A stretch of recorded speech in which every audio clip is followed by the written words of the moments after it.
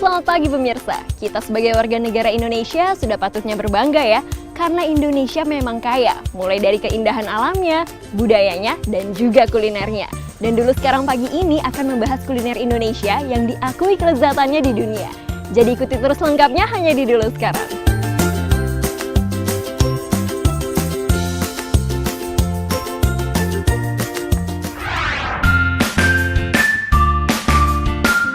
Wajib bangga dong ya dengan bangsanya sendiri. Ya, karena Indonesia memang kaya. Salah satunya urusan kuliner nih. Banyak banget jenisnya dari tiap daerah. Soal cita rasa, kuliner Indonesia juga juara loh. Buktinya, makanan dari Indonesia masuk di urutan awal dari 50 kuliner terlezat versi UNESCO. Apa ya kira-kira?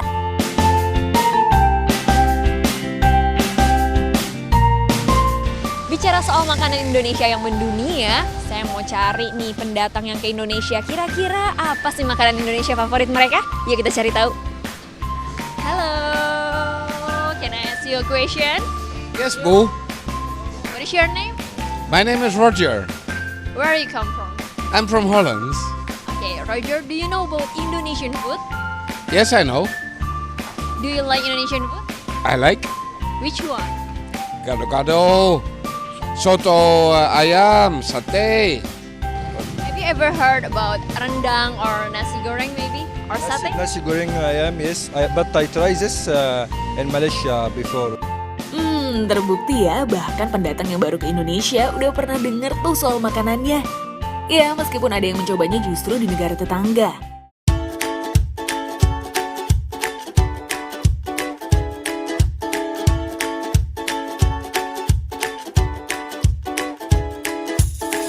Kuliner yang satu ini emang mudah banget ditemui di Indonesia.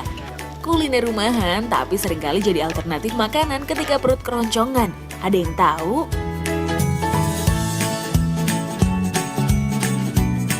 Wah, kalau melihat kuliner depan saya ini, pemirsa pasti tahu ya, nasi goreng. Tapi siapa yang sangka kalau nasi goreng ini nih yang berawal dari kaki lima, sekarang justru jadi makanan terlezat nomor 2 dari 50 makanan terlezat di dunia versi UNESCO.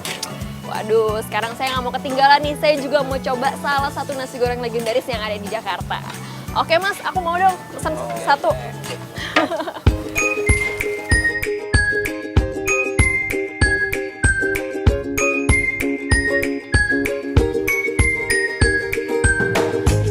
Nasi goreng, satu nama banyak jenisnya.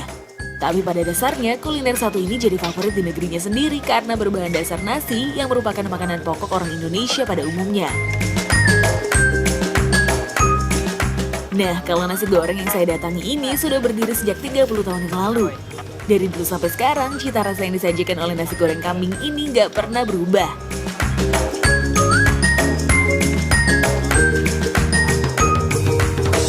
Sesuai namanya, nasi goreng yang satu ini berlokasi di Jalan Kebon Sirih, Jakarta Pusat. Selain terkenal punya cita rasa yang lezat, rupanya potongan daging kambingnya yang gede-gede dan banyak bikin ngiler pelanggan.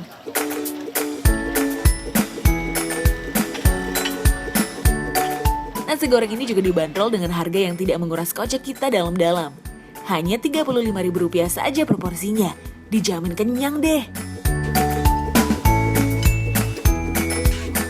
Sejak pertama berdiri di tahun 1985 lalu, warung tenda ini hampir tak pernah sepi pengunjung. Dan yang menjadi ciri khas dari nasi goreng kambing ini, dalam sekali memasak langsung dalam porsi besar. Jadi pengunjung gak perlu menunggu lama-lama untuk menikmati nasi goreng. Ya, meskipun nasi goreng terbilang mudah dibuat sendiri di rumah, tapi tetap ya jadi salah satu menu andalan sebagai penuntas masalah perut lapar.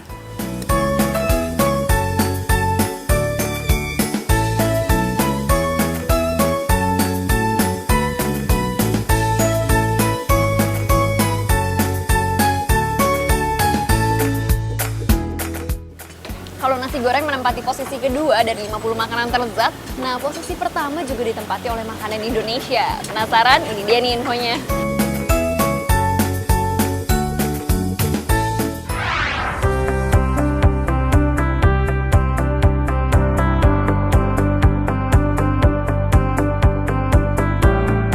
Berikutnya, kuliner Indonesia yang ada di urutan pertama dari 50 makanan terlezat di dunia yang berasal dari Pulau Sumatera. Yap, rendang. Kelezatan kuliner berbahan dasar daging ini memang sudah diakui ya hingga ke mancanegara. Bahkan menempati urutan pertama loh. Wih, kita patut berbangga nih.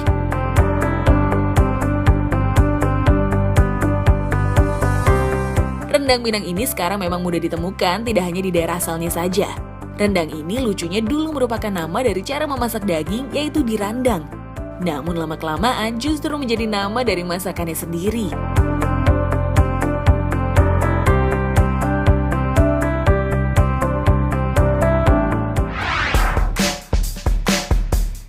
Berikutnya, makanan yang satu ini juga masuk ke dalam rilis 50 makanan terlezat versi UNESCO. Khas dengan tusukannya. Yap, sate. Di Indonesia sendiri terdapat beragam jenis sate. Tapi yang biasanya mudah ditemui di Jakarta yaitu sate Madura yang khas dengan bumbu kacang dan kecapnya. Nah, seperti salah satu penjual sate yang saya datangi ini di kawasan Panglima Polim, Jakarta.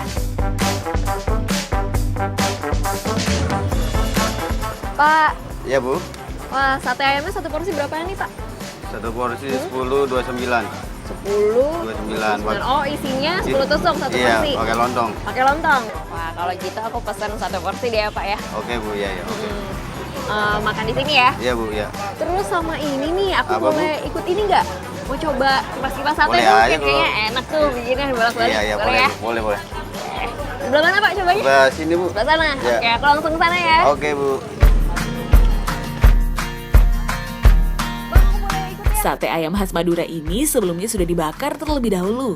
Untuk kemudian dibakar kembali apabila akan disajikan, tujuannya agar daging matang dan bumbu meresap sempurna hingga ke bagian dalam daging. Meskipun wajah saya terhempas asap panas, tapi aroma sate ayam ini pun gak kalah menggoda untuk segera disantap. Cukup 5 menit saja dibakar dan bolak-balik, lalu sate siap untuk dibumbui kembali. Pak, nih udah Iya, Bu. mateng nih. Taruh di mana? Ukurannya apa aja sih Pak? Jeruk.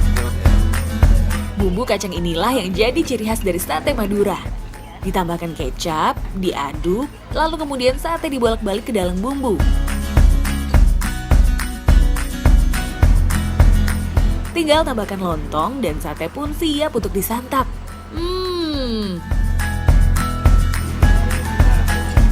Udah Bu? Udah nih Iya, ya? udah Bu. Wih. Nikmat ya Bu ya. Nikmat, aromanya nikmat. Sekarang saatnya kita cicipi. Oke deh, makasih ya Pak ya. Iya Bu.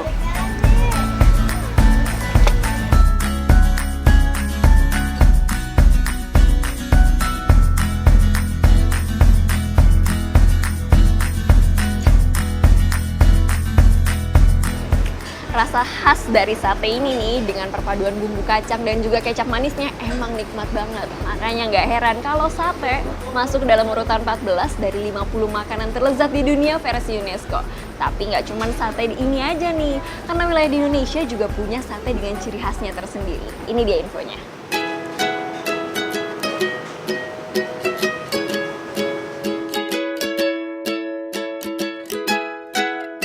Ya, selain sate ayam dari Madura, wilayah lain di Indonesia juga punya sate yang khas yang gak kalah nikmatnya.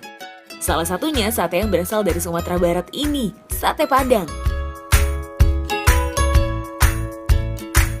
Irisan tipis yang umumnya berbahan dasar lidah sapi ditambah dengan bumbu khas rasa pedas membuat sate Padang ini juga gak kalah tenar. Lain ladang, lain ilalang, lain di Padang, lain juga di Bali. Kalau di Pulau Dewata ada sate lilit yang khas. Sate lilit ini berbeda dengan sate yang umumnya langsung ditusuk. Karena berbahan dasar ikan, sesuai dengan namanya, ikan yang telah dihaluskan dan dibumbui kemudian dililitkan ke tusukan sate.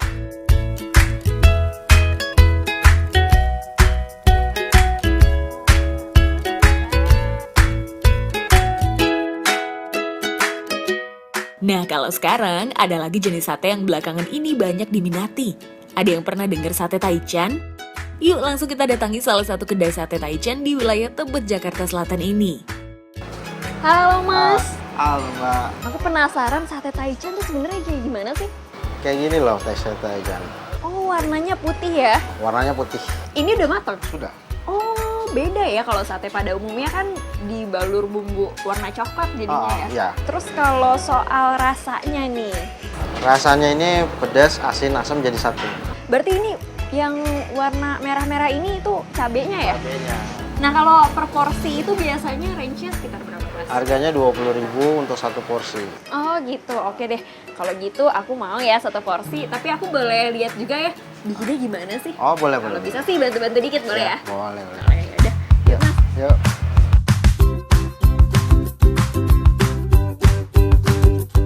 Ya, sate yang jadi tren belakangan ini memang beda dengan sate Madura yang biasa dijajakan penjual di Jakarta. Mengintip pembuatannya menggunakan bumbu yang jauh beda nih dari segi tampilan. Yap, karena sate Taichan menggunakan cabai yang sudah digiling sehingga lekat dengan sensasi rasa pedas. Nah, membuat sate ini juga nggak sulit kok. Nah Mas, tahapan pertama apa dulu nih? Tahapan pertamanya itu kita udah siapin bumbu yang untuk dibakar. Nah bumbunya ini bahan-bahannya apa aja sih Mas? Bumbu ini bahannya dari sambalnya, terus garam kita masukin dari situ, kita aduk. Oke, berarti langsung kita celupin aja ya? Daging ayam yang masih berwarna putih sebelumnya dimasukkan ke bumbu khusus yang juga terbuat dari cabai. Setelah diaduk ke dalam bumbu, lalu dibakar dan dibolak-balik selama sekitar 10 menit. Yap, nggak perlu menunggu lama untuk membakar sate.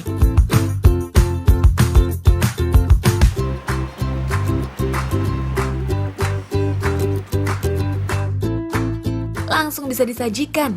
Tapi jangan lupa untuk campuran bumbunya yang merupakan olahan dari cabai rawit ini ya. Terakhir, tambahkan sedikit garam dan potongan jeruk nipis.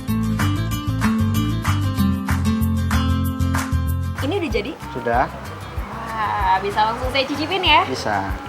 Yuk. Yuk.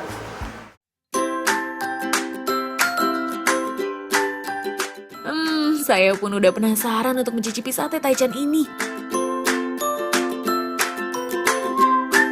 Begitu gigitan pertama, pedas dari bumbu Taichan langsung terasa. Buli keringat juga mulai bermunculan nih.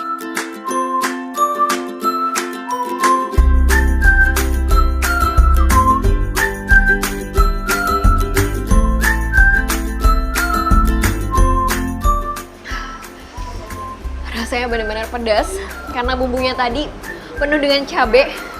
Tapi mungkin buat Anda pecinta rasa pedas ini belum seberapa. Tapi buat saya ini sudah cukup membakar lidah saya dan membuat saya melek. Saya coba lagi ya.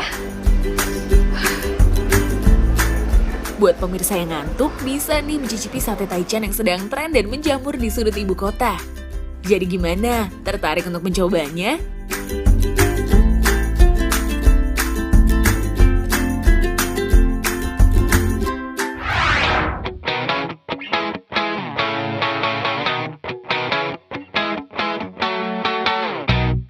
Dari segi kue, Indonesia ternyata nggak kalah juaranya ya.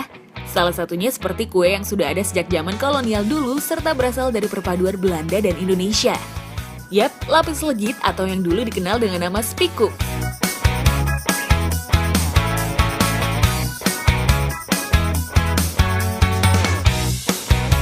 Nah, toko kue yang berada di wilayah Kebayoran Baru, Jakarta Selatan ini menyajikan kue tradisional Indonesia.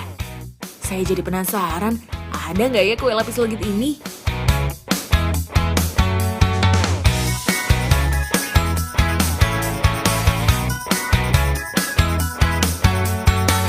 Pemirsa DS, kalau dari tadi kita udah bahas makanan berat semua. Rasanya nggak lengkap kalau kita nggak ngebahas kue. Karena ternyata nih ya, kue di Indonesia ini salah satunya menjadi kue terlezat di dunia. Penasaran kuenya apa? Langsung aja kita cari ke dalam yuk.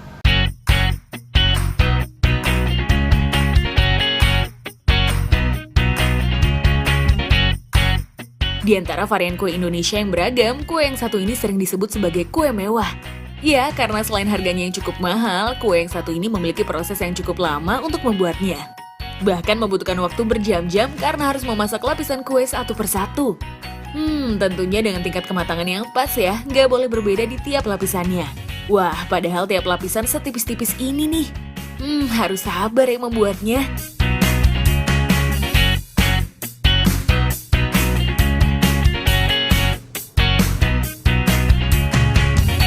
Kue yang disebut-sebut sebagai kue mewah ini umumnya dijual sekitar 400 hingga 500 ribu rupiah per loyangnya.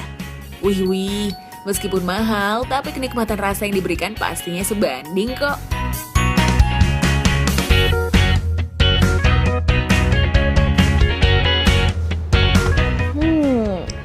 Perpaduan antara tekstur lembut kuenya ditambah lagi dengan rasa manis dan aroma rempah lokal asli Indonesia bikin kue ini sesuai dengan namanya nih, legit banget. Makanya nggak heran kalau kue ini masuk ke dalam urutan 14 dari 17 kue terlezat di dunia. Wah, saya mau cicipin lagi ah. Apalagi ditambah dengan minum teh, makin nikmat. Kenikmatan rasa kue lapis legit yang begitu lembut ini membuat bikin ketagihan. Buktinya kelezatannya saja diakui di dunia tuh.